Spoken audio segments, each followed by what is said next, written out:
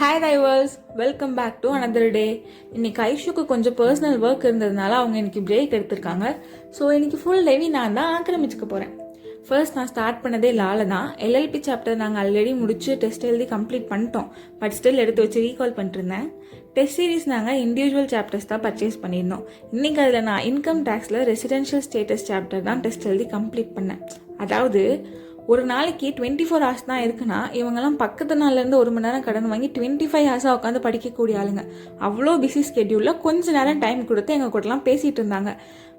Chit-chat ஆரம்பித்தது என்னவோ ஜென்ரலாக தான். But end of the chitchat முடிச்சது சப்ஜெக்ட் எப்படி கம்ப்ளீட் பண்ணணும், எவ்வளோ நாளில் கம்ப்ளீட் பண்ணணும் தான் நாங்கள் பேசிகிட்டு இருந்தோம். பேசி முடிக்கவே ஈவினிங் ஆயிடுச்சு. ஸோ அனுஸ்ரீ மேம் கிளாஸ்க்கும் டைம் ஆனதுனால நான் போய் கிளாஸில் உட்காந்துட்டேன்.